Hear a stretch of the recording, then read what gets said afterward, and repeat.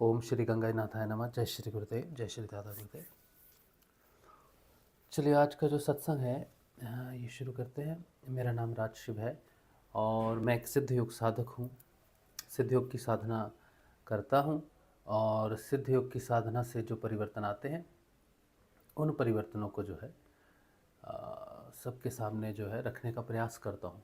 तो यही हमारा सत्संग है, हमारे परिवर्तनों का। और जो भी नए साधक होते हैं उनको थोड़ा लाभ मिले, ऐसा हमारा प्रयास है।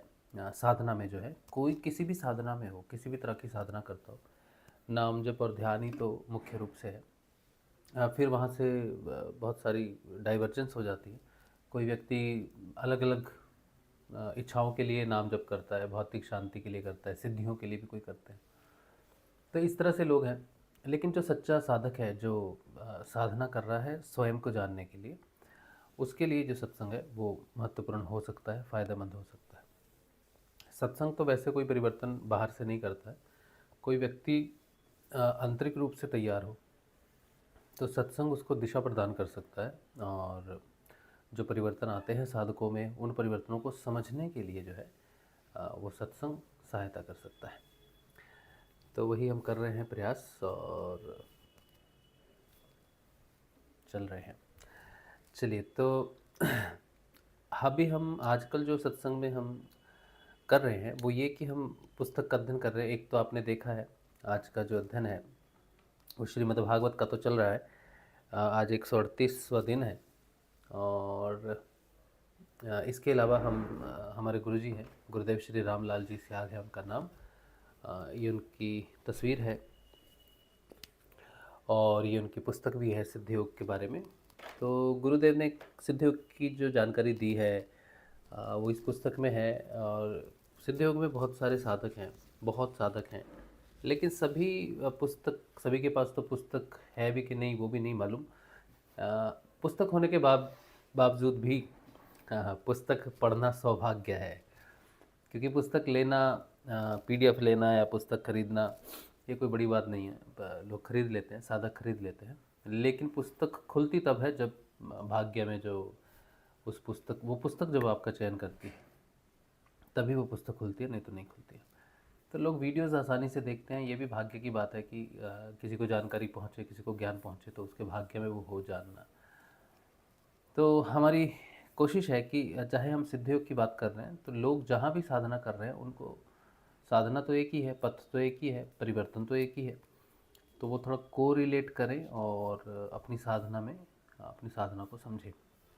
तो सिद्ध योग की पुस्तक हम पढ़ रहे हैं और इसमें हम आज पढ़ेंगे 30वां चैप्टर है इस पुस्तक का, और 143 नंबर पेज है। गुरुजी लिखते हैं, हेडिंग जो है ये है, जाति पाति पूछे ना कोई, हरि को भजे सो हरि का होई। ये बात है 31 मार्च 1988 की। तो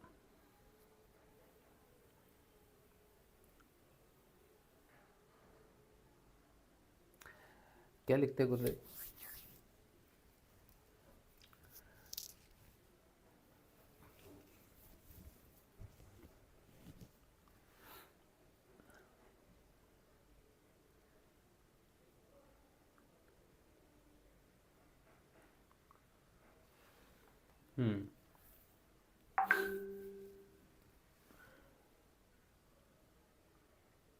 एक मिनट।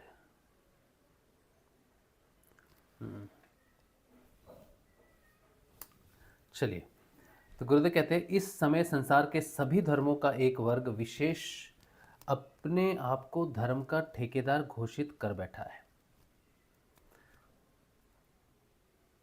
है ऐसे लोग? है ना? हाँ, हैं ऐसे लोग। सभी धर्मों में ऐसी व्यवस्था बना रखी है कि उनकी आज्ञा के बिना ईश्वर से मिलना असंभव है। सभी धार्मिक ग्रंथ इस मानवीय व्यवस्था का खुला विरोध करते हैं। भगवान श्री कृष्ण ने गीता के 9वें अध्याय में स्पष्ट कहा है,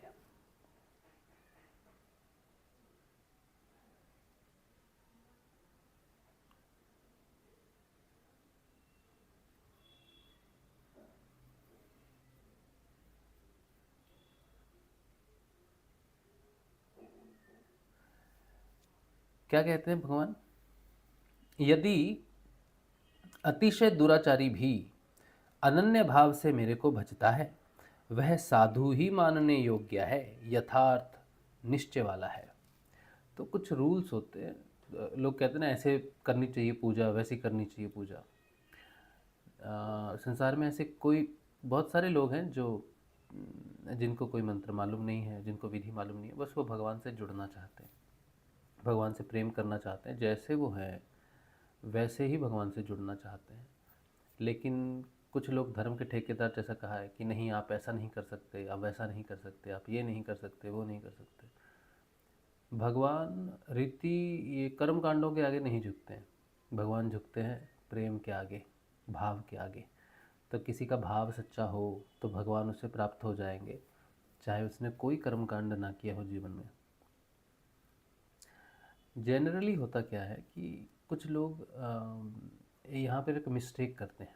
मिस्टेक ये करते हैं कि जो कर्म कांड होते हैं, जो शास्त्रों में जो विधियाँ बोली गई हैं वो भी माननी चाहिए। लेकिन जब कोई व्यक्ति अपनी किसी महत्वाकांक्षा के लिए, इच्छा के लिए भगवान को पुकारता है कि मुझे ये चाहिए, मैं ये वर मांगता हूँ, या मैं ऐसा यज्ञ करता हूँ, मैं ऐसा कुछ अनुष्ठान करता हूँ कि मुझे इस सुख की प्राप्ति हो, ये इच्छा पूरी हो, तो उसको उस इच्छा के लिए वैसा ही करना चाहिए, क्योंकि वो भगवान को नहीं मांग रहा है, भगवान से मांग रहा है। तो भगवान से आप कुछ मांग रहे हो अपनी भौतिक इच्छाओं को पूरा करने के लिए, अपने संसार को सुखी बनाने के लिए, तो आपके लिए नियम हो सकता है। लेकिन कोई व्यक्ति अगर भगवान को ही मांग रहा है, भगवान को ही चाहता है, तब उसके लिए कोई बाधा नहीं है किसी प्रकार की, न दिन है न रात है, न शुभ न अशुभ मुहूर्त है, उसके लिए कोई कर्मकांड नहीं है, वो भगवान को चाहता है। क्या भगवान कहेंगे कि बेटा अभी तो मुहूर्त नहीं है मुझे प्राप्त करने का, बेटा अभी तो समय नहीं है मेरा नाम जपने का, बेटा तुम तो नहाए नहीं, बेटा तुमने तो मांस खाया है, बेटा तुम तो नीच जाति को हो, बेटा तुम तो दूसरे देश के हो, या तुम ऐसे हो, तुम तो दूसरे धर्म में पैदा हुए हो। कभी नहीं कहेगा भगवान। भगवान को मांगना है किसी भी समय, किसी भी अवस्था में, कैसे भी मांग सकते हो, भगवान को आना ही होगा। तो भगवान को प्राप्त करने के लिए कोई नियम नहीं है, सिवाय इसके कि हम उससे प्रेम करते हैं और उसे चाहते हैं। तो भगवान क्या कहते हैं? यदि अतिशय दुराचारी भी अनन्य भाव से मेरे को भजता है, वह साधु ही मानने योग्य है, यथार्थ निश्चय वाला है। फिर क्या कहते हैं 9वें अध्याय के 31वें सूत्र में? ये 30वां सूत्र था जो अभी पढ़ा। मैं संस्कृत में नहीं पढ़ रहा हूँ, डायरेक्ट हिंदी में पढ़ रहा हूँ, ठीक है? हिंदी में अर्थ पढ़ रहा हूँ।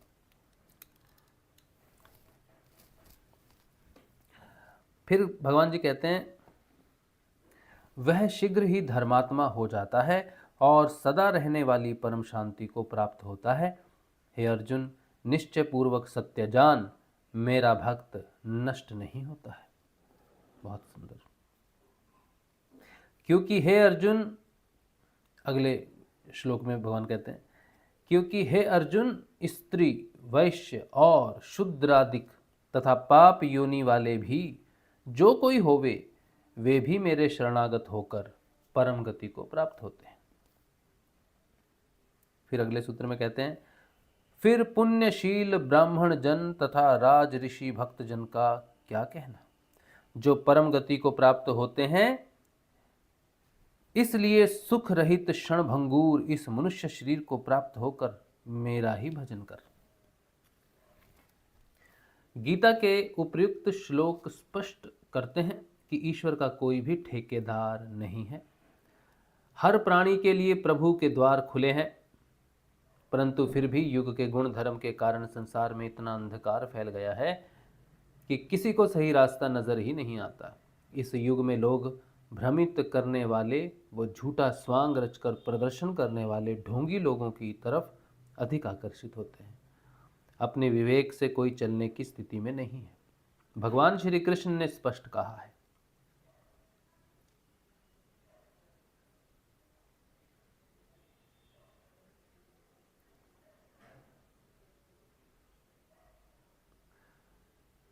समोऽहं सर्वभूतेषु न मे द्वेषयोऽस्ति न प्रियः ये भजन्ति तु मां भक्त्या मयि ते तेषु चाप्यहम्।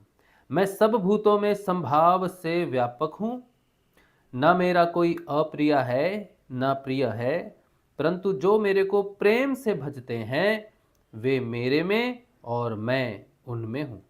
बहुत सुंदर बात है। देखा, वही बात आ गई। प्रेम से भजना पड़ता है। इतना होने पर भी इस समय के धर्म गुरु स्वार्थवश इसी पवित्र ग्रंथ की व्याख्या तोड़ मरोड़ कर करते हैं कि लोग भ्रमित हो जाते हैं। पाप पुण्य, धर्म अधर्म, त्याग तपस्या, दान पुण्य, स्वर्ग नरक आदि की व्याख्या इस प्रकार करते हैं कि लोग भयभीत होकर अपनी सहज बुद्धि भी खो बैठते हैं। इस प्रकार संसार के भोले भाले लोगों को धर्म की आड़ में ठगने का व्यापार सर्वत्र फैला हुआ है। इस संबंध में स्वामी श्री विवेकानंद जी ने इन तथाकथित धर्म गुरुओं को फटकारते हुए कहा था, तुम लोगों में किसी प्रकार की धार्मिक भावना नहीं है, रसोई ही तुम्हारा ईश्वर है तथा हंडियां बर्तन तुम्हारे शास्त्र हैं। स्वामी जी ने संसार के धर्म गुरुओं का सही चित्र प्रस्तुत किया है। इस समय संसार भर के सभी धर्मों के धर्माचार्यों ने धर्म को पेट से जोड़ रखा है, पेट के लिए सब कुछ करने को तैयार है। ज्यों ज्यों इनका विरोध बढ़ता गया, इन्होंने भी अपने संगठन बनाकर अपनी सुरक्षा का पूरा प्रबंध कर लिया। एक प्रकार से दूसरा समाज बराबर संगठित करके हर मुकाबले की तैयारी कर ली। इस समय धर्म भय, लालच, प्रलोभन और धोखे से सिखाया जाता है। प्रेम, सद्भाव, श्रद्धा, विश्वास नाम की कोई वस्तु इस समय नहीं मिलेगी। इस समय धर्म भय, लालच, प्रलोभन और धोखे से सिखाया जाता है। बिल्कुल सही बात है, बिल्कुल सही बात है। भय दिखाया जाता है, पाप पुण्य का भय दिखाया जाता है, लालच दिया जाता है, ये कर लो तुमको ये मिलेगा, ये व्रत करो तो ये होगा, ये दान करो तो वो होगा। प्रलोभन दिया जाता है, भगवान के मंदिर में सहयोग करो, ऐसा करो वैसा करो, तुम्हारा अगला जन्म ठीक हो जाएगा। तो ये बहुत सारी चीज़ें हैं जो मनुष्य इसीलिए करता है। लेकिन प्रेम, सद्भाव, श्रद्धा, विश्वास नाम की कोई वस्तु इस समय नहीं मिलेगी। केवल भ्रमित और भयभीत करके त्याग तपस्या, दान पुण्य, स्वर्ग नरक आदि की काल्पनिक व्याख्या करके जितना अधिक ठगा जा सके, निरंतर यही प्रयास चल रहा है। यह स्थिति अब चरम सीमा पर पहुंच चुकी है। अब संसार के लोग आगे ठगे जाने के लिए तैयार नहीं हैं। यही कारण है कि सभी धर्म के मठाधीश इस समय अंतिम संघर्ष में लगे हुए हैं। परंतु परिवर्तन संसार का नियम है, इससे संसार की कोई वस्तु बच नहीं सकती। अतः इस धार्मिक व्यवस्था का भी अंत अधिक दूर नहीं है। बहुत सुंदर बात है गुरुजी, बात तो आपने बहुत अच्छी कही है। अवस्था तो बहुत खराब है।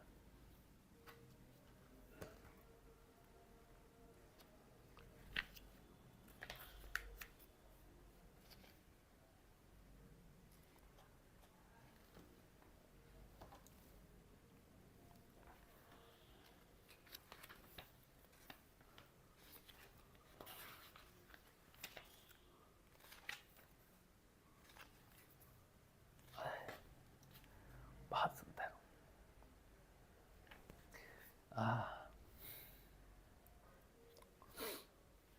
ये आगे का जो टॉपिक है 31 नंबर चैप्टर है, युग के गुण धर्म से संसार के सभी प्राणी प्रभावित होते हैं। ये 31वां चैप्टर है। लेकिन आज हम थोड़ा सा टपक के आगे जाएंगे। एक बहुत सुंदर टॉपिक है गुरुजी की पुस्तक का, इसे हम एक बार नहीं बार बार पढ़ेंगे, बीच बीच में पढ़ते रहेंगे। और ये है सत्संग का प्रभाव। किसने पूछा था भाई सत्संग बदलाव करता है कि नहीं करता है? तो गुरुजी की पुस्तक ये पहले भी पढ़ा है मैंने, फिर से पढ़ रहे हैं आपके लिए। गुरुजी ने ये लिखा है 25 अप्रैल 1988 को, सत्संग का प्रभाव। गुरुजी कहते हैं, इस युग में सत्संग को मानव समझ ही नहीं पा रहा है। कई लोग रात भर जागते रहकर भजन कीर्तन करने को सत्संग कहते हैं। कई कथा उपदेश आदि में सम्मिलित होने को सत्संग कहते हैं। परंतु सत्संग का सही अर्थ और प्रभाव प्रत्यक्ष रूप में लोगों को अभी मिल ही नहीं रहा है। सत्य और असत्य, प्रकाश और अंधेरा दो विपरीत शक्तियां हैं। दोनों कभी साथ रह ही नहीं सकते। उजाला होते ही अंधेरा भाग जाएगा। जहाँ सत्य प्रकट हो जाएगा वहाँ असत्य टिक ही नहीं सकता। इसका स्पष्ट मतलब है कि इस समय संसार के मानव जिसको सत्संग की संज्ञा दे रहे हैं वह सत्य से बहुत दूर है। मैं आम लोगों से प्राय सुनता रहता हूँ कि आज अमुक महात्मा का सत्संग है, उपदेश है। मैं कभी कभी पूछ लेता हूँ कि अमुक महात्मा पिछले कई सालों से आज तक लाखों लोगों को उपदेश दे चुके हैं, बताइए कितने प्रतिशत लोग परिवर्तित हुए हैं। प्राय एक ही उत्तर मिलता है कि इसमें महाराज का क्या दोष है, कलयुग के मानव ही भ्रष्ट हैं। इस प्रकार लाखों लोगों को क्षण भर में दोषी कह दिया जाता है। बेचारे अपना समय और धन नष्ट करके दूर दूर से आते हैं और इनकी कैसी दुर्गति होती है। कभी किसी ने महात्मा जी पर प्रश्नवाचक चिन्ह लगाकर जानने का प्रयास ही नहीं किया कि कहीं जड़ में तो दोष नहीं है। मुझे इस संबंध में किसी सन्यासी ने एक किस्सा सुनाया था। सर्दी का मौसम था। एक चौधरी अपने 10-11 साल के पुत्र को लेकर अपने ही गांव के एक महात्मा के पास गया और बोला, महाराज यह लड़का गुड़ बहुत खाता है, बहुत मना करने पर भी मानता नहीं है। कृपया आप इसे कुछ उपदेश दें तो शायद मान जाए। उस महात्मा ने कहा, उसे 15 दिन बाद मेरे पास लाना। 15 दिन बाद वह चौधरी फिर लड़के को ले गया तो महाराज ने अधिक गुड़ खाने की हानि बताकर गुड़ खाने से मना कर दिया। लड़के ने उस दिन से गुड़ खाना छोड़ दिया। कुछ दिन बाद चौधरी उस महात्मा के पास गया और बोला, महाराज इतनी सी बात कहनी थी तो पहले ही कह देते, मेरा 15 दिन गुड़ और क्यों बर्बाद होने दिया। महाराज ने कहा, भाई उस दिन तक मैं भी गुड़ खाया करता था, अतः मेरी बात का उस लड़के पर कुछ भी असर नहीं होता। आपके प्रथम बार आने के बाद मैंने गुड़ खाना बिल्कुल बंद कर दिया, इसलिए 15 दिन बाद मेरी बात का उस लड़के पर असर हुआ और उसने गुड़ खाना छोड़ दिया। मैंने महाराज से यही प्रश्न किया था कि आज के युग के धर्म गुरुओं का प्रभाव क्यों नहीं हो रहा है। इस पर महाराज ने उपयुक्त उदाहरण देकर कहा, इसमें हम ही दोषी हैं, संसार के लोगों का दोष नहीं है। वह महात्मा जसनाथी सिद्ध समुदाय का था। मेरी मुलाकात पलाना रेलवे स्टेशन पर ट्रेन का इंतजार करते समय हुई थी। वह साधु बरसिंगसर में रहता है। ये गुरुदेव जी ने अपने जीवन की कुछ ऐसी टिप्पणी जो घटना है वो बताई है हमें। कोई साधु ने मिला, गुरुजी रेलवे में कार्य करते थे तो वहाँ मिला होगा उनको। तो गुरुजी से बातचीत हो रही होगी। गुरुजी ने पूछा उनसे कि महाराज आज के युग के जो धर्मगुरु है इनका प्रभाव क्यों नहीं हो रहा है। तब उस जो महात्मा था, संत था, उसने गुरुजी को बताया कि क्यों नहीं हो रहा है। इसका कारण ये है कि जो सत्संग करते हैं उनमें जो बदलाव नहीं होता है वो दूसरों को उस बदलाव के लिए पुश करते हैं। कहते हैं कि ये मत करो, वो मत करो, धर्म, काम, क्रोध ये सब तो नरक के रास्ते हैं, इस पे मत चलो, जबकि वो स्वयं इन चीज़ों में फंसे हुए होते हैं, स्वयं की एक्सेप्टेंस में नहीं होते वो। और जब वो दूसरों को कहते हैं क्रोध मत करो, वासनाओं में मत फंसो, लालच मत करो, ये मत करो, तो उनकी बात का असर नहीं होता है, क्योंकि वो बैठे हुए हैं लेकिन उन्होंने अभी तक स्वयं को खोजा नहीं है। अगर कोई ऐसा संत हो जिसने स्वयं को खोजा हो, स्वयं को सिद्ध किया हो, उसके सत्संग में अगर आप जाओगे तो उसकी वाणी का जो प्रभाव है वो आप पर पड़ेगा। गुरुजी कहते हैं जब कई लोग उनसे दीक्षा लेने आते हैं तो बैठते हैं, गुरुजी कोई कथा कहानी तो करते नहीं, तो उनको वो कहते हैं कि बेटा मैं तुमको एक मंत्र दूंगा, राधा कृष्ण का मंत्र दूंगा और तुम्हें 15 मिनट के लिए ध्यान करने के लिए बोलूँगा, तुम्हें मेरा ध्यान करना है।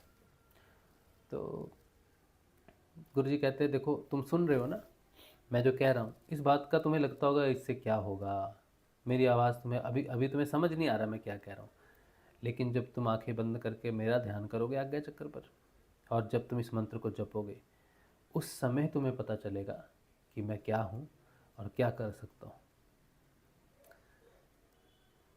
ये गुरुजी लाइव बोलते थे, अभी बैठो, अभी आंखें बंद करो, मेरा ध्यान करो, इस नाम को जपो, अभी होगा शुरू परिवर्तन। तो गुरुजी कहते थे कि बेटा तुमको कुछ नहीं करना है, कोई कर्म कांड नहीं करना है, कुछ भी नहीं करना है, तुम मुझे समर्पण करो, नाम जप करो। समर्पण भी किस चीज़ का? धन का समर्पण नहीं मांगा गुरुजी ने, और तन का समर्पण नहीं मांगा कि मेरी सेवा करो आके, नहीं मांगा। न धन मांगा, न तन मांगा। गुरुदेव ने कहा तुम मुझे मन का समर्पण करो, मन से मुझे मानो, गुरु मानो। लंबे दंडवत प्रणाम मत करो, अंदर से झुको मेरे प्रति, यानी कि एक व्यक्ति विशेष के प्रति नहीं, एक गुरु के प्रति झुको। एक गुरु से नतमस्तक होके अंतर्मन से प्रार्थना करो, मैं अंदर वाली सुन लूँगा। तुम बाहर से बोलोगे ना गुरुजी हम प्रार्थना करते हैं, हमें बड़ी समस्या है, मेरी बीवी, मेरा बेटा, मेरा भाई, मेरा पति, मेरा पिता, मेरी माता, मेरी बहनें, मेरे भाई, ये सब बीमार हैं, कष्ट में हैं, दुख में हैं, मैं कष्ट में हूँ, दुख में हूँ, हमें बचाइए। ऐसे गिड़गिड़ाने से, रोने से समस्या हल नहीं होगी। अगर प्रार्थना ही करनी है तो अंदर वाले से करो। अगर मैं अंदर हूँ तो अंदर वाला सुन लेगा।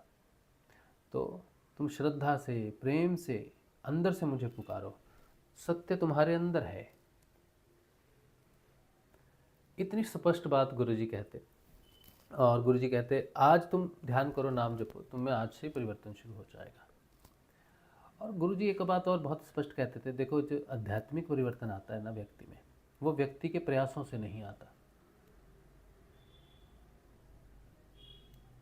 वो जब सरेंडर करता है, गुरु को सरेंडर करता है ना, गुरु अगर चेतन है, उसने जो मंत्र दिया है वो अगर चेतन है, और उसका शिष्य श्रद्धा से, भाव से, समर्पण से वो मंत्र जपता है, गुरु को समर्पित करके जपता है, तो वो मंत्र के अंदर उस गुरु की चेतना है। बाहर से तो हम दिखावट कर सकते हैं, हाँ जी गुरुजी अब बड़े अच्छे हैं, गुरुजी हाँ जी दया, लेकिन तुम्हारे मन में अगर सच में गुरु के प्रति समर्पण रहा, श्रद्धा भाव रहा, तो वो जो मंत्र उसने तुम्हें दिया है, उस मंत्र के माध्यम से वो तुम्हारे अंदर ही है, सब कुछ देख रहा है तुम्हारे मन में क्या है। और तुम सच्चे हुए,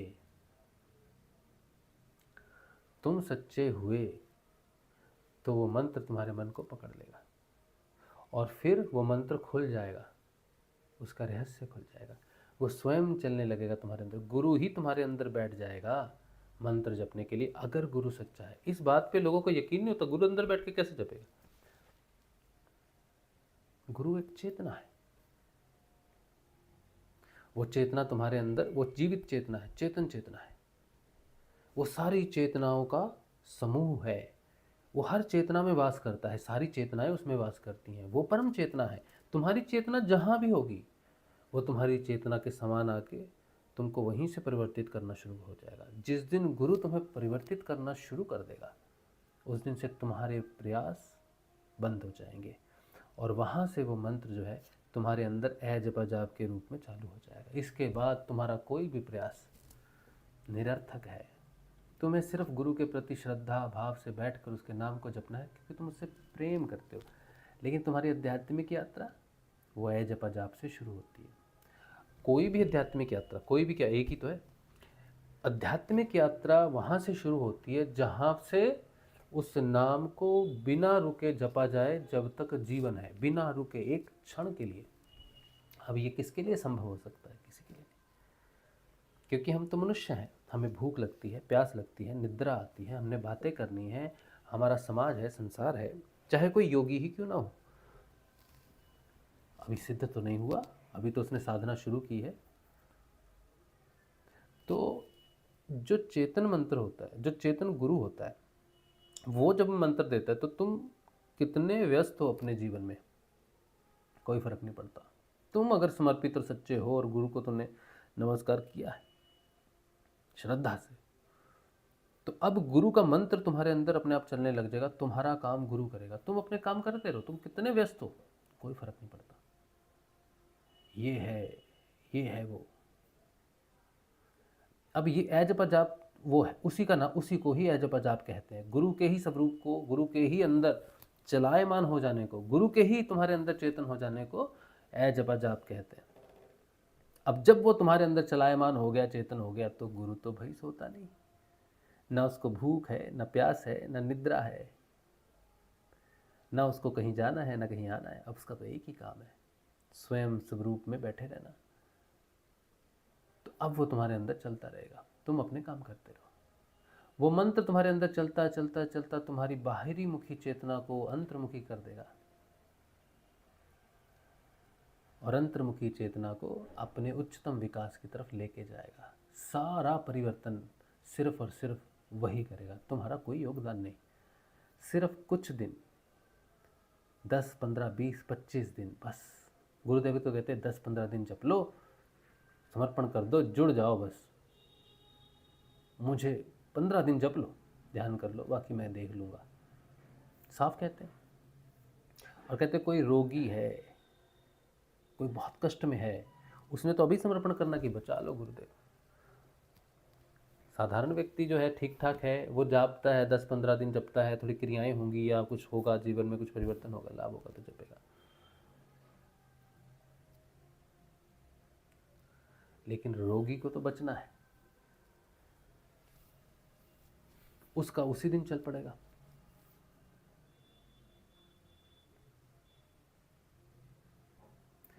एक बार मैंने एक सब्जी वाले को गुरुजी के मंत्र के बारे में, गुरुजी की तस्वीर के बारे में बताया। उसने बड़े अच्छे से सुना और उसने जपा।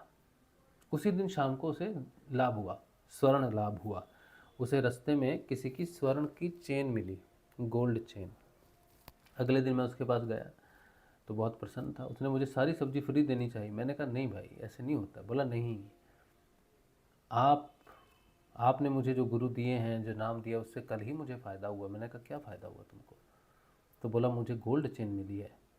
मैंने कहा इसमें तुम्हारा तो फ़ायदा नहीं है, इसमें तो तुम्हारा नुकसान है। ऐसा मैंने उससे कहा नहीं, मेरे मन में हुआ कि तुम ये मत सोचो कि तुम्हें गोल्ड चेन मिली है या कुछ भी। तुम नाम जपो, तुम इन चक्कर में मत पड़ो, नाम जपना। तो बोला मैं तो जपूँगा, मैं तो जपूँगा गुरु जी का नाम।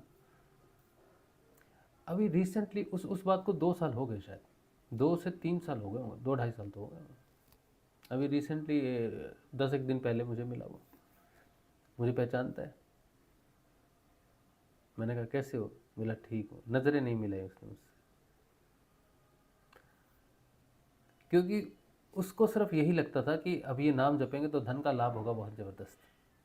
लेकिन मैंने उसे बोला तो नहीं, लेकिन मैंने घर आके बोला था अपनी पत्नी को। मैंने कहा वो बहुत खुश है कि उसे स्वर्ण मिला है, गरीब आदमी है ना, तो सोना मिल गया रास्ते में पड़ा हुआ, 30-35 हज़ार का लाभ हो गया, तो क्यों नहीं खुश होगा वो? लेकिन वो अपनी खुशी में ये भूल गया कि किसी के नुकसान में हमारा लाभ कभी नहीं होता।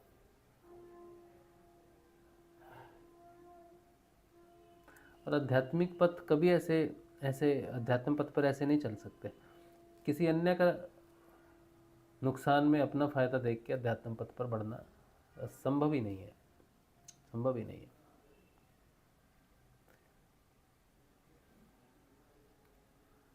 मनुष्य के पास एक ऐसी गोल्डन अपॉर्चुनिटी आती है, वो गोल्ड तो रख लेता है, अपॉर्चुनिटी छोड़ देता है। उसे 2 चीज़ें मिली थी उस दिन, एक गुरु भगवान और एक गोल्ड। उसे ज़्यादा उत्साह गोल्ड का था, तो गोल्ड ही रह गया उसके पास, और वो तो ख़त्म हो गया होगा।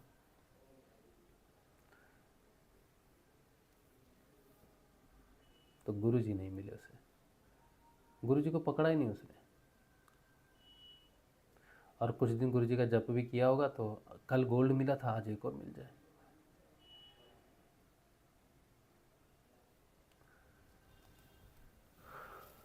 जीवन में भगवान आते हैं, कईयों के आए। एक ये तो सब्जी वाले की एग्जांपल बता रहा हूँ। मैं पिछले 4-5 वर्षों में मैंने बहुत लोग जुड़े गुरुदेव से, ऐसा नहीं कि नहीं जुड़े।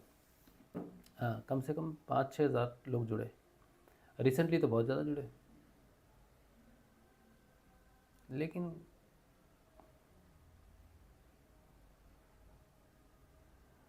भरे हुए लोग आते हैं, और जो भरा रहता है उसे कुछ मिलता नहीं। और कुछ मिलता नहीं तो फिर वो जिससे भरा होता है उसी के पास चला जाता है। ऐसा है, ऐसा है। और फिर मेरा व्यवहार ऐसा है कि हम किसी को कैरी नहीं करते, किसी को किसी के साथ महीने 2 महीने 3 महीने प्यार से बात करें, ऐसा हमारा स्वभाव नहीं है। तो हम थोड़े से रूखे व्यक्ति हैं, तो हम तवज्जो नहीं देते ज़्यादा किसी को भी, क्योंकि तवज्जो देने में मेरा समय बड़ा नष्ट होता है। समय बहुत कीमती है, बहुत कीमती है समय, तो हम नहीं देते तवज्जो। जब तवज्जो नहीं देते तो फिर लोग चले जाते हैं, और ये बहुत अच्छा भी होता है। जो आए गुरुदेव से जुड़े, गुरुदेव आपको पूरी तवज्जो देंगे। गुरुदेव के बस टाइम ही टाइम है।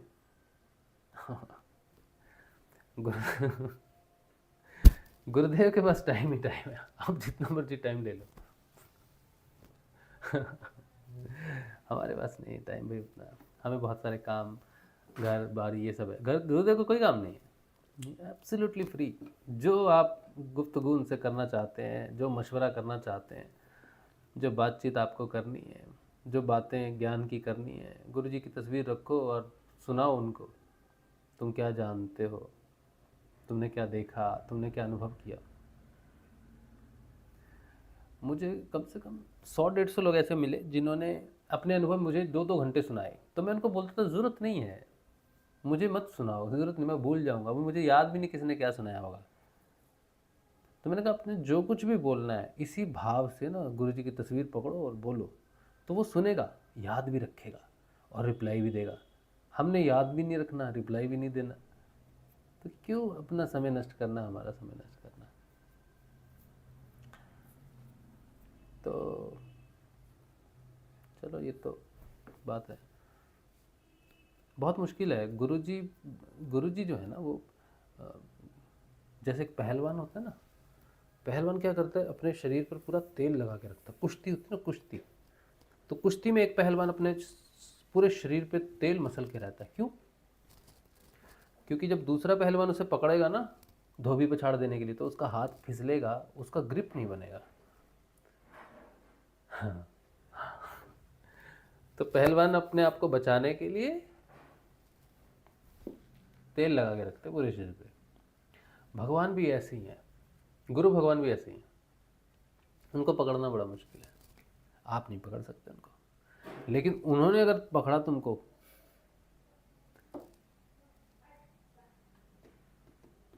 तो नहीं छूटते आप फिर। अब ये पीछे तस्वीर देखो, ये असुर है, इसने देखो कान्हा को पकड़ा हुआ ऐसे करके, पकड़ा ना, लेकिन कान्हा जब इसे पकड़ेगा तब इसकी क्या दशा होगी। तो ऐसे ही है, गुरु जी तुमको पकड़े ना तो है, तो उनको पकड़ना थोड़ा सा मुश्किल है शुरुआत में। आप गुरु जी को किसी प्रकार से जोर जबरदस्ती करके कुछ दिन उनको पकड़ लो अच्छे से, छोड़ो मत उनको, पकड़ तो नहीं सकते आप, लेकिन पीछे पड़ जाओ।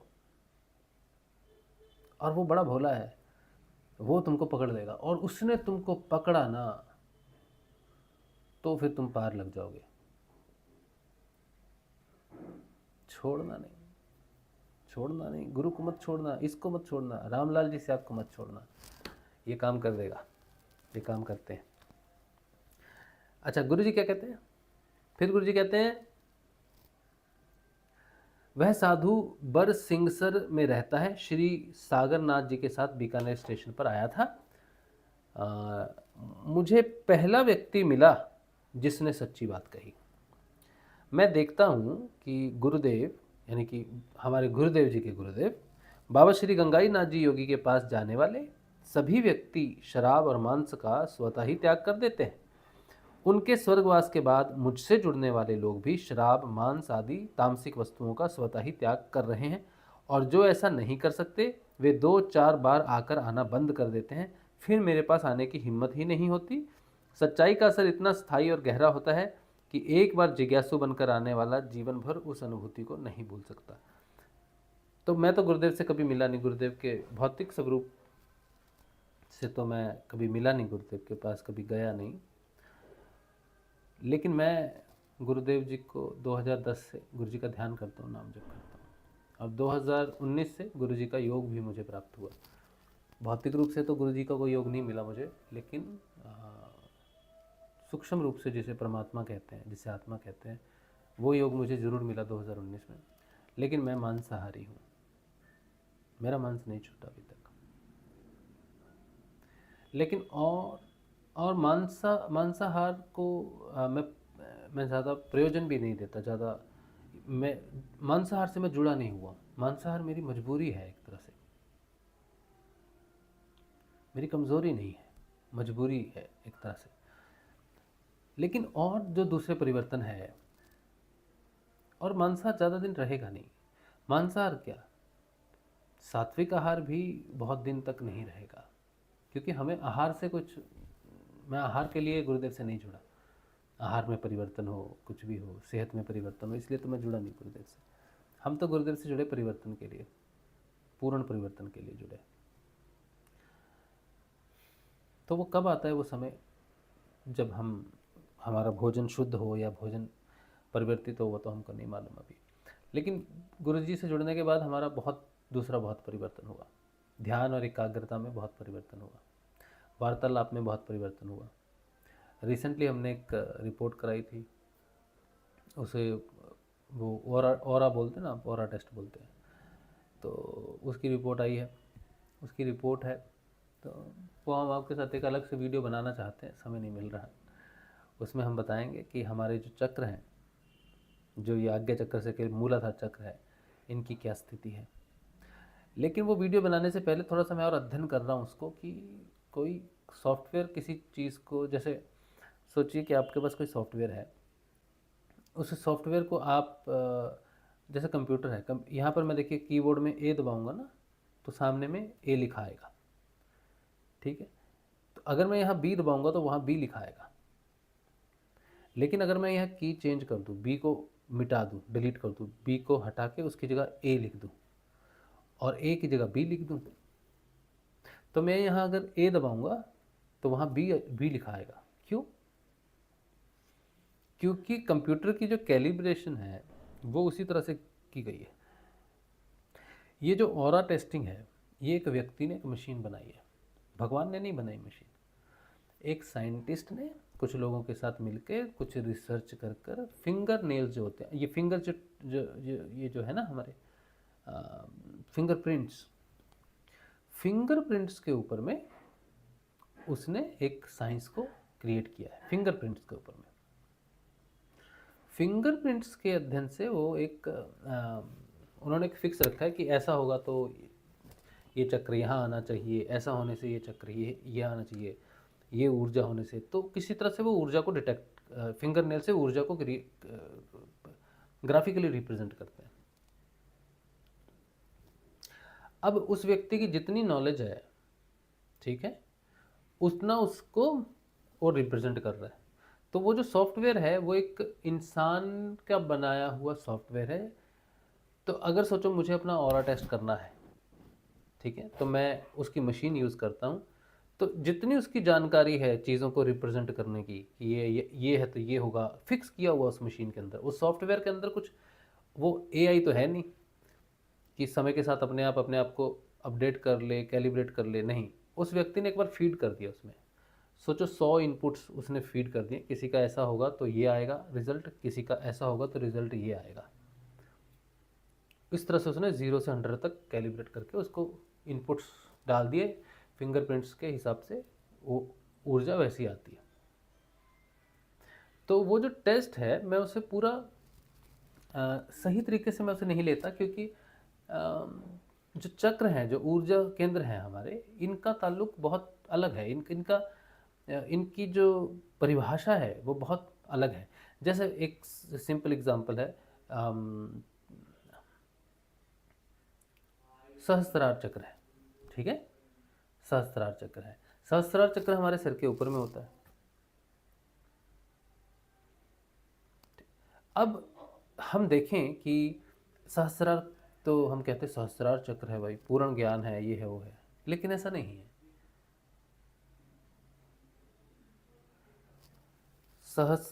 गुरु जी ने जब सहस्त्रार को एक्सप्लेन किया, हमारे गुरुदेव ने कहा कि देखो बेटा, शरीर में जब कोई बीमारी होती है ना तुम्हारे, हमारा शरीर जब रोगी हो जाता है तो क्यों होता है, उसका कारण क्या है रोग का? उसका कारण ये है कि परम पिता के साथ जब हमारा कनेक्शन लूज हो जाता है, ढीला हो जाता है, किसी अंग का कनेक्शन टूट गया, तो वो अंग बीमार हो जाता है। मतलब कि हमारा शरीर जो है, हमारी जो इम्यूनिटी सिस्टम है, डॉक्टर तो इम्यूनिटी चेक करते हैं ब्लड से। हाँ, डॉक्टर डॉक्टर तो ब्लड देखेंगे ना भाई, इम्यूनिटी टेस्ट लेना, तुम्हारी इम्यूनिटी ऐसी है वैसी है, ये लेकिन वो इम्यूनिटी वैसी क्यों है इसका उसको मालूम नहीं। वो डॉक्टर कहता है विटामिन खाओ, ये खाओ, ये खाओ, तो इससे तुम्हारी जो इम्यूनिटी है वो स्ट्रांग होगी। लेकिन विटामिन खाने से वो जो इम्यूनिटी हमें लिख रही है बढ़ रही है, विटामिन खत्म होने के बाद इम्यूनिटी फिर नीचे आ जाएगी। लेकिन अगर उस इम्यूनिटी को नेचुरली बढ़ाना हो ऊपर बिना विटामिन के, तो क्या करना होगा? शरीर को स्वस्थ करना और रोगी होना, शरीर का स्वस्थ होना और रोगी होना किस चीज़ पर डिपेंड करेगा? परमात्मा के साथ कनेक्शन कितना है, वो है सहस्रार। तो सहस्रार हमारे शरीर की दशा को रोगी और निरोगी बताता है। सोचो कोई योगी है, ठीक है, योगी है, पूरा वो सात्विक है और बिल्कुल ठीक ठाक सब कुछ है, लेकिन किसी प्रकार से साधना करते हैं, जैसे हम साधना करते हैं, आप साधना करते हो। सोचो आपको कोई रोग है, ठीक है, अब रोग जिसको हो ना, वो ध्यान में तो प्रवेश कर जाता है लेकिन समाधि में प्रवेश नहीं करता। रोगी व्यक्ति ध्यान में प्रवेश कर जाता है, जागृत भी हो जाता है, लेकिन समाधि में नहीं जा सकता जब तक कि उसका रोग ठीक ना हो। तो रोग ठीक होने की बात कैसे आती है? रोग ठीक तब होगा जब सहस्रार अलाइन हो जाएगा पूरा। सहस्रार अलाइन हो जाएगा तो रोग ठीक करेगा। अब शरीर जब निरोगी हो जाएगा तब वो समाधि में जाएगा। तो सहस्रार का काम क्या है? तुम्हें पूर्ण रूप से निरोगी करना, स्वस्थ करना। तुम्हें वो अपनी पूरी शक्ति प्रदान करता है कि तू शक्ति ले और मुझे जान। और ये जो नीचे के जो 6 चक्र हैं हमारे, ये ध्यान तक है, ये ध्यान के प्रभाव से अलाइन हो सकते हैं 6 चक्र, आज्ञा चक्र तक। लेकिन सहस्रार अलाइन होगा पूर्ण रोग मुक्ति। सहस्रार पूर्ण अलाइन हो जाएगा ना, तो व्यक्ति का कोई रोग नहीं होगा। लेकिन अगर हम इसे स्पिरिचुअली दूसरी तरह से सोचे कि सहस्रार चक्र मेरा खुल गया है, सहस्रार चक्र मेरा जागृत हो गया है, तो मुझे ज्ञान हो गया है, ऐसा हो गया, वैसा हो गया, नहीं।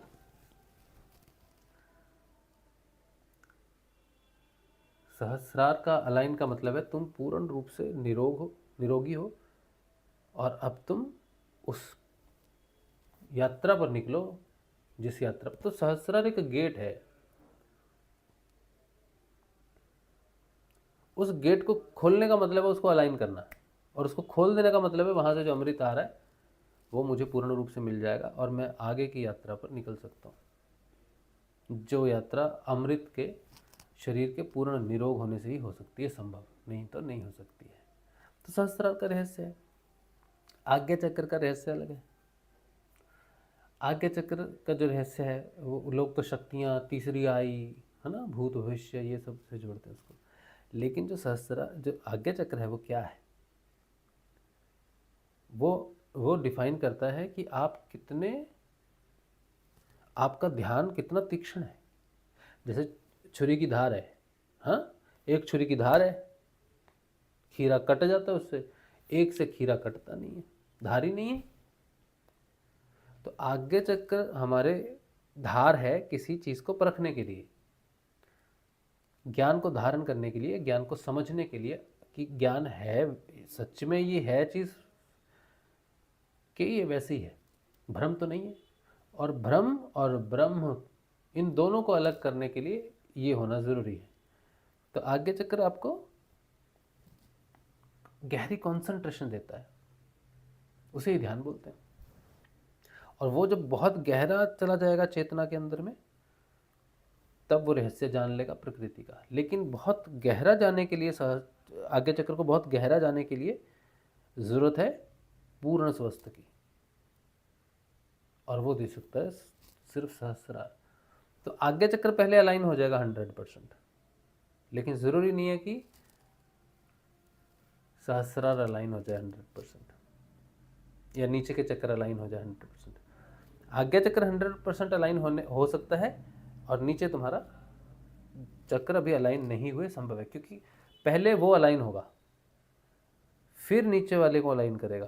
पहले नीचे वाले अलाइन होंगे फिर वो अलाइन होगा नहीं, पहले ऊपर सबसे ऊपर सबसे पहले आज्ञा चक्र का अलाइन होना जरूरी है, फिर विशुद्धि चक्र का, फिर हृदय चक्र का, फिर नीचे जैसे नीचे भौतिक चक्रों में तो फिर डिपेंड करता है कि तुम किस, नीचे के 3 चक्र कोई भी अलाइन हो सकता है डिपेंडिंग अपॉन कि किस में तुम ज़्यादा ठीक हो, किस में तुम्हारा ज़्यादा काम बाकी है, वो बाद में। और ये सारे अलाइन जब हो जाएंगे होंगे तब सहस्रार को अलाइन कर लें। सहस्रार तब अलाइन हो जाएगा कि मैं अब नीचे डिसेंड कर सकता हूँ, अब नीचे मैं उतर सकता हूँ, अब नीचे सब कुछ तैयार है, और वो नीचे उतरेगा। और ऐसा होना चाहिए। थोड़ा इधर उधर भी हो सकती है व्याख्या, मैं समझने की कोशिश कर रहा हूँ। तो जो हमने करवाया है टेस्ट, उसके मुताबिक भी ऐसा ही कुछ है, ऐसा ही मैंने देखा उसमें। तो मैं बनाऊंगा वीडियो, उस पर देखते हैं।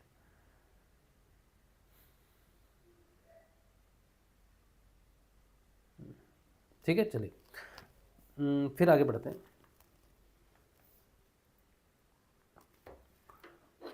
तो ये बात है, गुरुजी कहते हैं कि उनसे मिलने वाले व्यक्ति स्वतः ही मांस छोड़ देते थे। बाबा से मिलने वाले भी लोग भी छोड़ देते थे, गुरुदेव से मिलने वाले भी, जो भौतिक रूप से गुरुदेव के पास जाते थे। लेकिन मैं कहता हूँ कि मैं तो खाता हूँ मांस। तो गुरुजी ने इस बात को कहा है कि तुम जो भी खा रहे हो ना, तुम चिंता मत करो, वो परिवर्तन तुम में स्वयं सही समय पर आ जाएगा। क्योंकि अगर हम ये देखें कि सिर्फ सात्विक व्यक्ति या फिर शाकाहारी भोजन खाने वाला व्यक्ति ही साधना में आगे बढ़ सकता है, तो जो वेस्ट है, जो अमेरिका है, वहाँ तो सब लोग मांस या फिर शराब ही पीते हैं। उनका तो कल्चर ही वैसा है। तो स्वामी विवेकानंद जी की बात गुरुजी बताते हैं। कहते हैं जब स्वामी जी गए, अमेरिका गए, तो भाषण दे रहे थे वहाँ पर। तो किसी अमेरिकन ने उठ के पूछा, कहते महाराज आप तो भाषण दे रहे हो, आपके देश में शाकाहारी मांसाहारी इस तरह से प्रारंभ है, मतलब प्रबंध है, हमारे यहाँ पर कोई ऐसा प्रबंध नहीं है, हम तो सभी मांसाहारी हैं। मतलब 90% अमेरिकन तो मांसाहारी होंगे, तो हम तो सभी यहाँ पर मांसाहारी हैं, हम कैसे आपके पथ पर आगे बढ़े। तब स्वामी जी ने कहा था कि you need not to give up the things will give you up. तुम इस रास्ते पर बढ़ो तो सही, तुम्हें चीज़ों को छोड़ने की ज़रूरत नहीं है। वो चीज़ें जो तुम्हारी साधना में बाधक हैं, वो स्वयं तुमको छोड़कर चली जाएंगी, चाहे वो झूठ हो, लोभ हो, लालच हो, या फिर भोजन ही क्यों ना हो। जब वो तुम्हारे रास्ते में, जिस दिन वो बाधा बन जाएगा, उस दिन वो तुम्हें छोड़कर स्वयं चला जाएगा। इसलिए तुम चिंता मत करो, तुम आगे बढ़ो।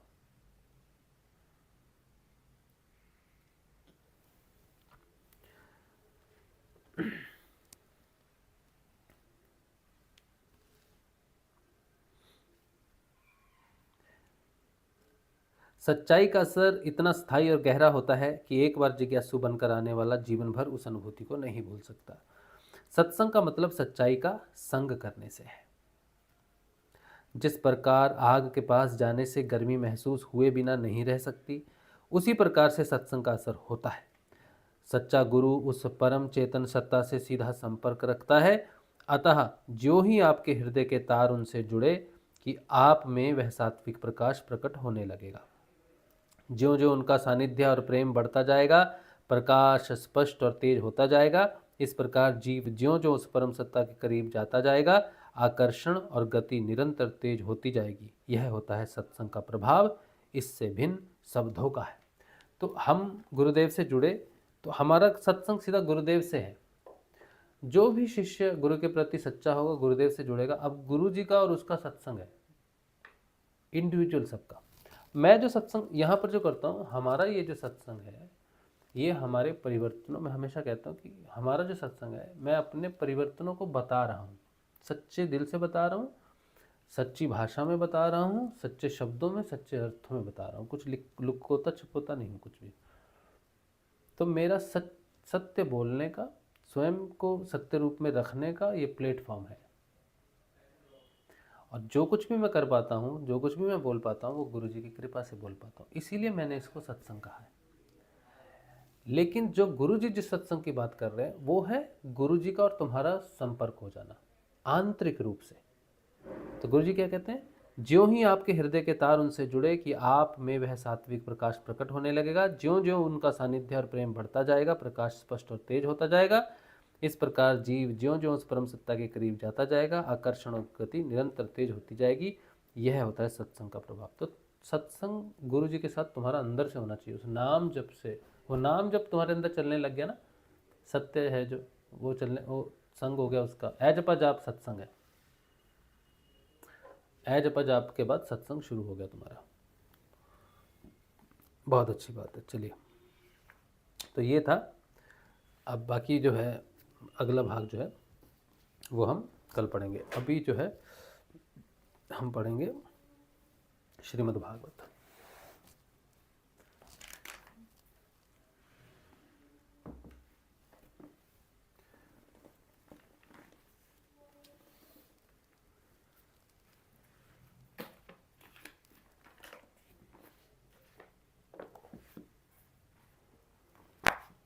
चलिए, तो हम पढ़ रहे हैं श्री शुक्सुधा सागर श्रीमद् भागवत। जय श्री गुरुदेव, जय श्रीमद् भागवत। आप सबको नमस्कार। स्वयं को भी हम नमस्कार करते हैं, क्योंकि हम श्रीमद् भागवत का अध्ययन का योग हमें प्राप्त हुआ। दशम स्कंद 7वां अध्याय, शकट भंजन और तृणावर्त उद्धार। राजा परीक्षित ने पूछा, प्रभु, सर्वशक्तिमान भगवान श्री हरि अनेकों अवतार धारण करके बहुत सी सुंदर एवं सुनने में मधुर लीलाएं करते हैं। वे सभी मेरे हृदय को बहुत प्रिय लगती हैं। उनके श्रवण मात्र से, भगवत संबंधी कथा से अरुचि और विविध विषयों की तृष्णा भाग जाती है। मनुष्य का अंतकरण शीघ्र से शीघ्र शुद्ध हो जाता है। भगवान के चरणों में भक्ति और उनके भक्त जनों से प्रेम भी प्राप्त हो जाता है। यदि आप मुझे उनके श्रवण का अधिकारी समझते हो, तो भगवान की उन्हीं मनोहर लीलाओं का वर्णन कीजिए। भगवान श्री कृष्ण ने मनुष्य लोक में प्रकट होकर मनुष्य जाति के स्वभाव का अनुसरण करते हुए जो बाल लीलाएं की हैं, अवश्य ही वे अत्यंत अद्भुत हैं। इसलिए आप अब उनकी दूसरी बाल लीलाओं का भी वर्णन कीजिए।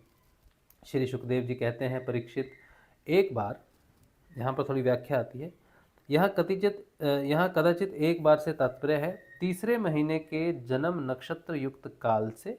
उस समय श्री कृष्ण की झांकी का ऐसा वर्णन मिलता है। स्निग्धा, ये कहते हैं, स्नेह से तर गोपियों को आंख उठाकर देखते हैं और मुस्कुराते हैं। ये किसकी व्याख्या है?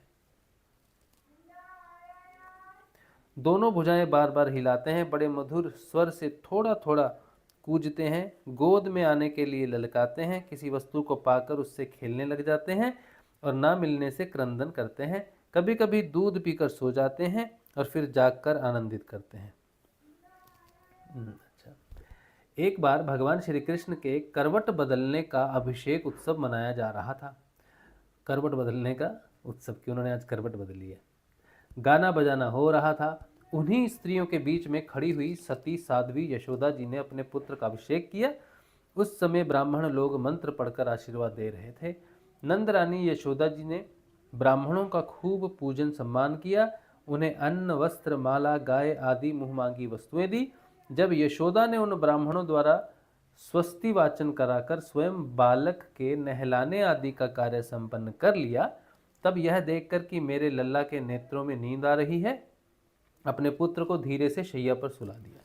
थोड़ी देर में श्याम सुंदर की आंखें खुली तो वे स्तनपान के लिए रोने लगे।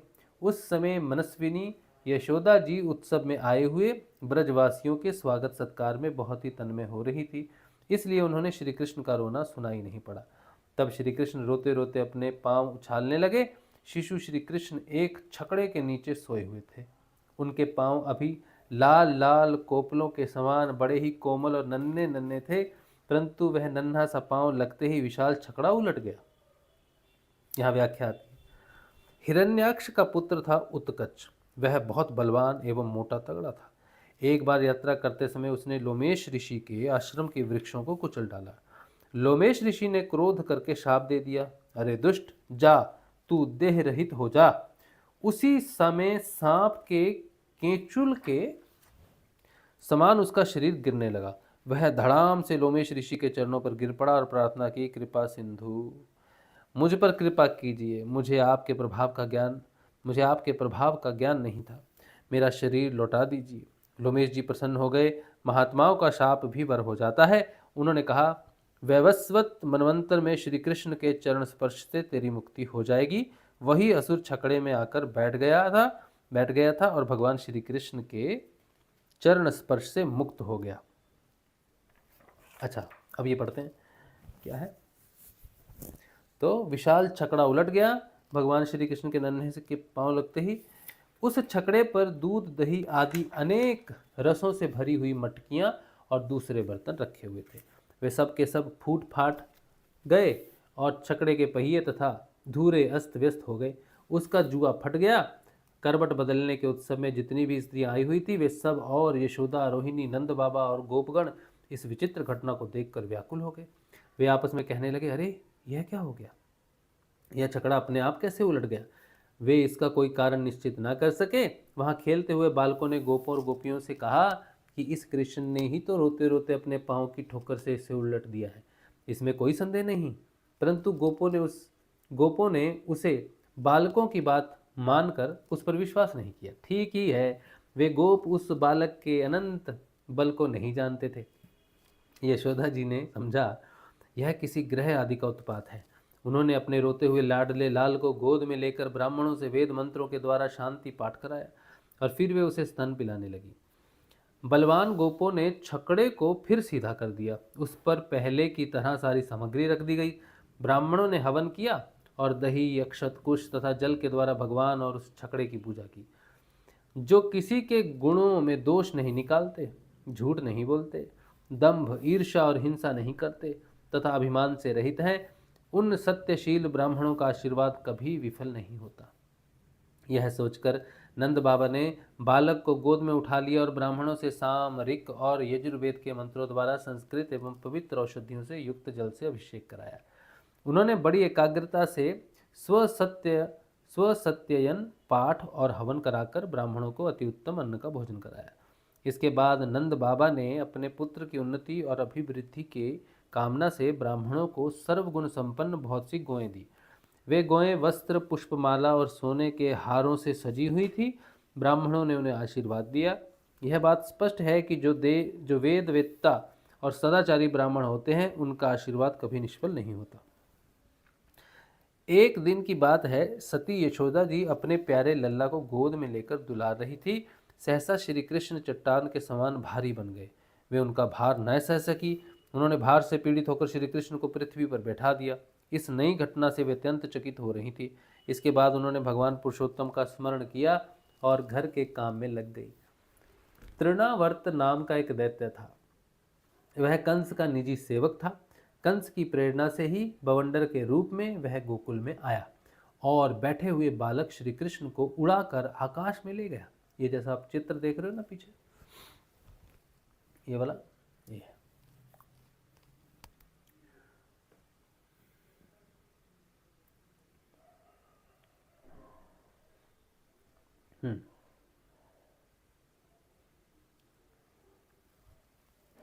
उसने व्रजरज से सारे गोकुल को ढक दिया और लोगों की देखने की शक्ति हर ली। उसके अत्यंत भयंकर शब्द से दसों दिशाएं कांप उठी। सारा व्रज 2 घड़ी तक रज और तम से ढका रहा। यशोदा जी ने अपने पुत्र को जहां बैठा दिया था वहां जाकर देखा तो श्री कृष्ण वहां नहीं थे। उस समय तृणावर्त ने बवंडर रूप से इतनी बालू उड़ा रखी थी कि सभी लोग अत्यंत उद्विग्न और बेसुध हो गए थे। उन्हें अपना पराया कुछ भी नहीं सूझ रहा था। उस जोर की आंधी और धूल की वर्षा में अपने पुत्र का पता ना पाकर यशोदा को बड़ा शोक हुआ। वे अपने पुत्र की याद करके बहुत ही दीन हो गई और बछड़े के मर जाने पर गाय की जो दशा हो जाती है वही दशा उनकी हो गई। वे पृथ्वी पर गिर पड़ी। बवंडर के शांत होने पर जब धूल की वर्षा का वेग कम हो गया, तब यशोदा जी के रोने का शब्द सुनकर दूसरी गोपियां वहां दौड़ी आईं। नंदन श्याम सुंदर श्री कृष्ण को न देखकर उनके हृदय में भी बड़ा संताप हुआ। आंखों से आंसू की धारा बहने लगी। वे फूट फूट कर रोने लगी। इधर तृणावर्त बवंडर रूप से जब भगवान श्री कृष्ण को आकाश में उठा ले गया, तब उनके भारी बोझ को न संभाल सकने के कारण उसका वेग शांत हो गया। वह अधिक चल न सका। तृणावर्त अपने से भी भारी होने के कारण श्री कृष्ण को नीलगिरी की चट्टान समझने लगा। उन्होंने उसका गला ऐसा पकड़ा कि वह उस अद्भुत शिशु को अपने से अलग नहीं कर सका। भगवान ने इतने जोर से उसका गला पकड़ रखा था कि वह असुर निश्चेष्ट हो गया। उसकी आंखें बाहर निकल आईं, बोलती बंद हो गई, प्राण पखेरु उड़ गए और बालक श्री कृष्ण के साथ वह व्रज में गिर पड़ा। यहां पर व्याख्या आती है। पांडु देश में सहस्त्राक्ष नाम के एक राजा थे। पांडु देश में सहस्त्राक्ष नाम के एक राजा थे। वे नर्मदा तट पर अपनी रानियों के साथ विहार कर रहे थे। उधर से दुर्वासा ऋषि निकले। बस दुर्वासा ऋषि आए हैं तो कुछ ना कुछ तो देख ही जाएंगे, परंतु उन्होंने प्रणाम नहीं किया। ऋषि ने शाप दिया, तू राक्षस हो जा। जब वह उनके चरणों पर गिरकर गिड़गिड़ाया, तब दुर्वासा जी ने कह दिया, भगवान श्री कृष्ण के श्री विग्रह का स्पर्श होते ही तू मुक्त हो जाएगा। वही राजा तृणावर्त होकर आया था और श्री कृष्ण का संस्पर्श प्राप्त करके मुक्त हो गया। वहां जो स्त्रियां इकट्ठी होकर रो रही थी, उन्होंने देखा कि वह विकराल दैत्य आकाश में एक चट्टान पर गिरा पड़ा और उसका एक एक अंग चकनाचूर हो गया। ठीक वैसे ही जैसे भगवान शंकर के बाणों से आहूत हो त्रिपुरासुर गिरकर चूर चूर हो गया था।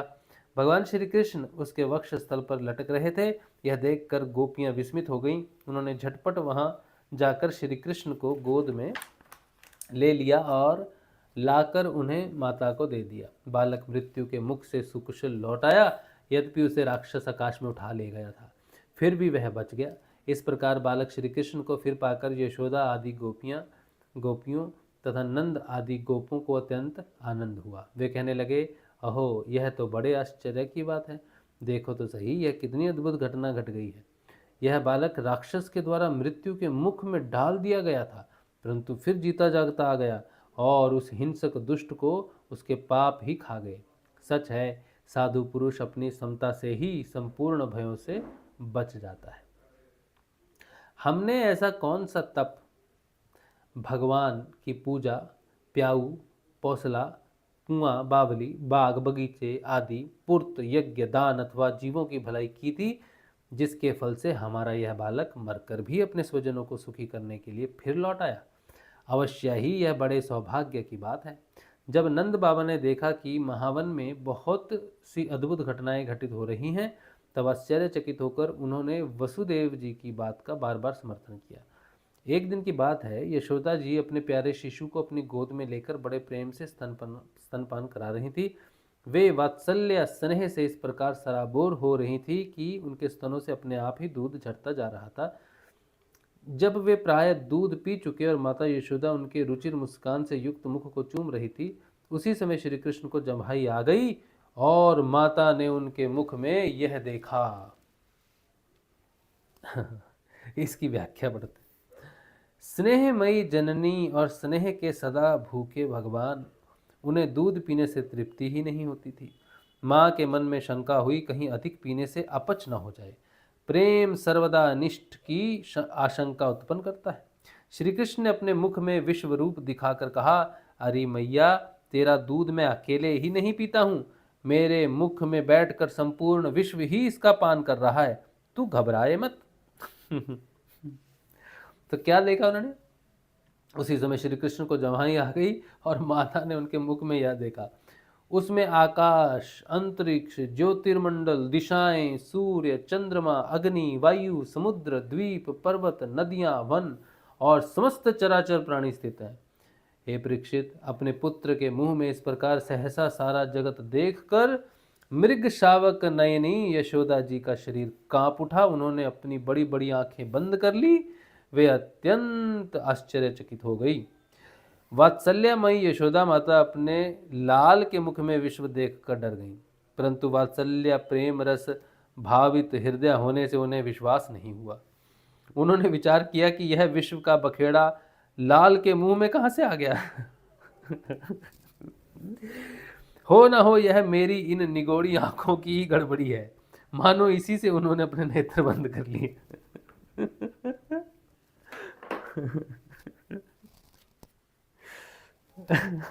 क्या बदमाशी है, अद्भुत बदमाशी है।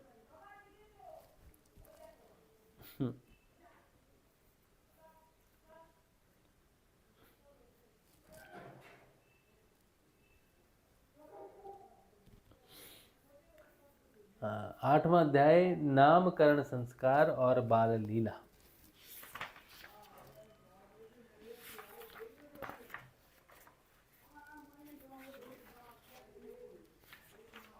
ये अध्याय जरा लंबा चौड़ा है क्योंकि इसमें व्याख्या बहुत है और ये चैप्टर लंबा बहुत है भैया। ओह नहीं नहीं, एक आठवां चैप्टर बहुत लंबा चैप्टर है ये तो।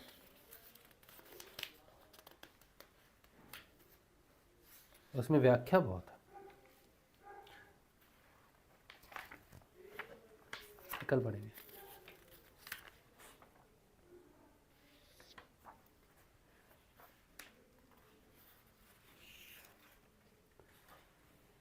प्रभु जी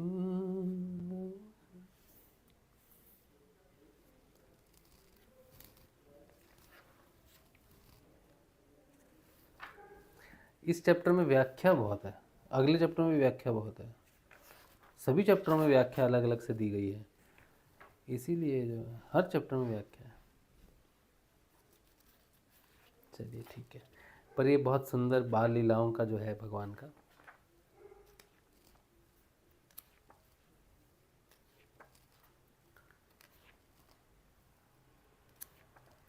कल पढ़ेंगे हम आठवां अध्याय नामकरण संस्कार और बाल लीला।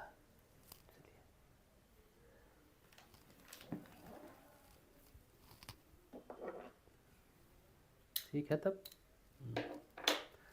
चलिए तो यहीं पे रखते हैं। कोई सहयोग करना चाहे सत्संग में तो सत्संग के सहयोग के लिए हम अपना नंबर दे रहे हैं आपको। व्हाट्सएप, ये व्हाट्सएप नहीं है, व्हाट्सएप भी है, जी पे या वगैरह जो भी आप करना चाहें तो करें, अच्छा रहेगा।